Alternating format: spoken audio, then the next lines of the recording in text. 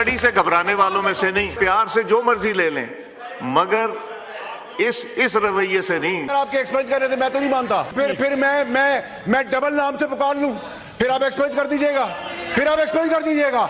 अभी तो बहुत कुछ होगा। मेरे से चेंबर में आके बात कीजिए, चेंबर में आके बात की। यही तो प्रॉब्लम है आप लोगों की कि आप लोग जब माफी मांगते हैं लोग तो हम माफ कर देते हैं, जब गाली देते हैं तो इजाजत दे देते हैं। ये ड्रामा बंद करें। कस्टोडियन ऑफ द हाउस ने प्रोटेक्शन ऑर्डर किए। ये ड्रामा जो चलता रहा है पाकिस्तान में कि गाली दी माफी मांगी। ऑफ द हाउस ने लॉजेस को सब जेल डिक्लेयर किया। कस्टोडियन ऑफ द हाउस ने 40 घंटे की जगह 60 घंटे डिबेट करने की दी। अगर आप लोग प्रोटेस्ट करके रोज बाहर चले जाएं तो फिर कैसे काम चलेगा? इसको छोड़ दिया, उसको छोड़ दिया। अब्यूसिव लैंग्वेज इनको उधर ले जाएगी। ये कमजोरी है पाकिस्तान की गवर्नमेंट की, ये कमजोरी है पाकिस्तान के इदारों की कि खुले आप गालियां चल रही है। आप गाली दे रहे हैं, ये आपने जहां दी, अरेस्ट करवाए इनको, सार्जेंट को बनाए थे। तो कस्टोडियन ऑफ द हाउस ने कभी कोई कसर छोड़ी है? इनको इख्तियार दे दे। ये जिस इस्तेमाल कर रहे बातें, जो मुल्क तोड़ने की साजिश कर रहे, जो खवातीनों को जिस नाम से पुकार रहे, हम लाल रुमाल लगा ले, इनको इख्तियार दे दे, इनको इख्तियार दे दे। कड़ी से मैं नहीं बात, कड़ी से घबराने वालों में से नहीं। अस्सलाम वालेकुम नाज़रीन इकराम, आपको मुकम्मल वीडियो दिखाते हैं। फैसल वाडा आज ऐवान में आपे से बाहर हो गए, कहा कि सिक्योरिटी को बुलाकर इसे बाहर निकालें। आपको ऐवान चलाना नहीं आता, कैसे चला रहे हैं आप ऐवान? अगर आप ऐवान को नहीं चला सकते तो आपको इस सीट पर बैठने का कोई हक हासिल नहीं है। फैसल वाडा आपे से बाहर हो गए, उन्हें रोकने की पूरी कोशिश की, लेकिन फैसल वाडा ने कहा कि सिक्योरिटी बुलाकर इसे बाहर निकालें।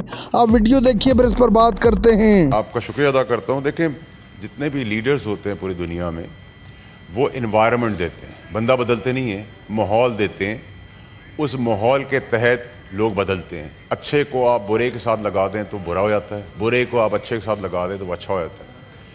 शेख मोहम्मद हैं दुबई के, उन्होंने माहौल दिया है, वो किंगडम चला रहे हैं, लेकिन मुझे लगता है वो ज़्यादा डेमोक्रेटिक हैं, जो अपने मुल्क का सिंसेरिटी का माहौल देकर आगे ले जा रहे हैं। यही हम सऊदीया में आप देखें, MBS हैं, वो भी यही काम कर रहे हैं, माहौल दे रहे हैं। हमारे वहाँ माहौल चोरी चकारी का है, गालम गलोच का है, आग लगाने का है, जलाओ घुराव का है। Chief of army staff general Asim Munir साहब ने एक माहौल दिया अपने इदारे को, अपने इदारे में एक जस्टिस सिस्टम करके एक माहौल दिया जिससे एनर्जी आए। उन्होंने एनर्जेटिक किया है। बात एनवायरनमेंट देते हैं।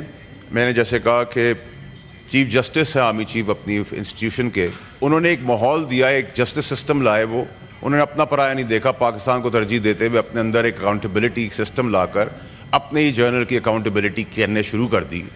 तो आपने उनके एनवायरनमेंट में भी फ़र्क देखा कि उनका इदारा जो हमारा पाकिस्तान का इदारा है, हम उसके अंदर प्राइड लेते हैं कि हमने उसमें एनर्जी देखी, ना कि हमने अपने अंदर भी वो एनर्जी देखी कि घुटन का माहौल ख़त्म हो रहा है। और हमें ये भी यही काम करना चाहिए, अकाउंटेबिलिटी मेरी हो या किसी और की हो, वो उसी तरह होनी चाहिए जैसे ये एक बेंचमार्क बनाया गया।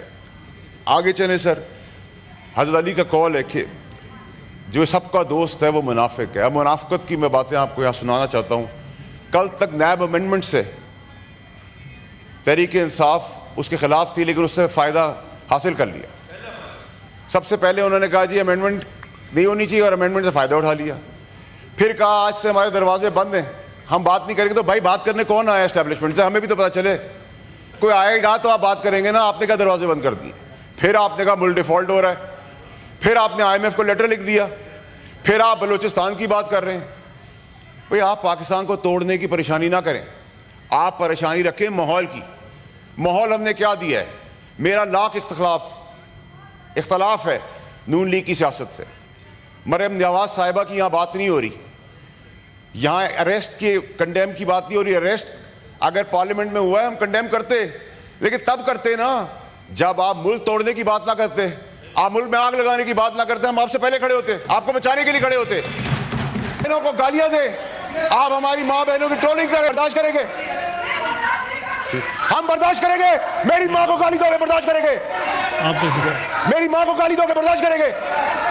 किसी की बहन को बैंड बाजा बजा के लो, आओ आगे दिखाओ। अरशद शरीफ की तड़प देख रहे हैं आप, अभी तो काम शुरू हुआ है। अरशद शरीफ की तड़प आप देख रहे हैं। हमें बता रहे हैं कि इमरान खान की इज्जत करो। हमने 15 साल दिया है इस पार्टी को, पैसा भी दिया है, खून भी दिया है। ठीक है, ठीक है, ठीक है, ठीक है। नहीं फैसल, नहीं फैसल साहब, नहीं चेयरमैन साहब, मेरी बारी है।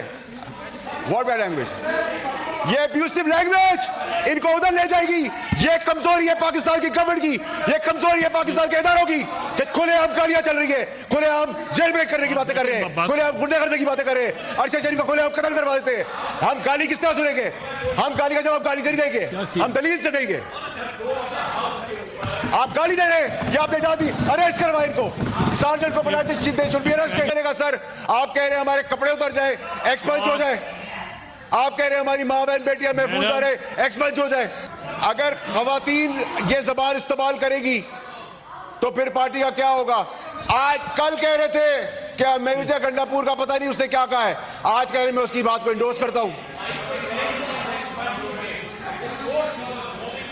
You have to take an action.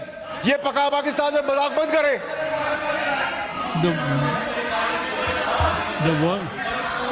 गालियां सुने हम, या लाल रुमाल रखा हुआ हमने, बैंड बाजे के बाद आएंगे, हर किसी को अपने यहां समझा हुआ है। चेयरमैन साहब वो कह रहे हैं बार बार कि हम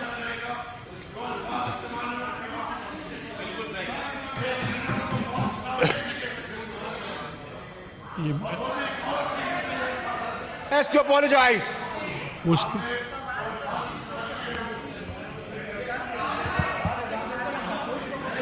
फिर कहीं और तक जाएगा, हम गाली का जवाब गाली से नहीं देंगे। मेरी गुजारिश सुने सर। चेयरमैन साहब आप कह रहे थे ये ब्रॉथल नहीं है, ये पाकिस्तान है, उसकी असेंबली है। अरेस्ट के मजम्मत की बात करते हैं, पार्लियामेंट के अरेस्ट की मजम्मत की बात करते हैं। जब शहीदों का तमस्कर उड़ाया था, 9 मई किया था, थ्रोन आउट, सस्पेंडेड। नाज़रीन कराम, आपने वीडियो देखी फैसल वाडा की जज्बाती तकरीर। ऐवान में आपे से बाहर हो गए, तहरीक इंसाफ और मुस्लिम लीग नून को आड़े हाथों ले लिया। वाज़े अल्फाज में कहा कि मुस्लिम लीग नून की सियासत से मैं बिल्कुल इत्तफाक नहीं करता, लेकिन इस मुल्क के लिए ज़रूरी है कि सबको इकट्ठा बैठना पड़ेगा। फैसल वाडा की तकरीर शुरू होते ही तहरीक इंसाफ के लोग खड़े हो गए, स्पीकर से कहा कि इनको बाहर निकालें।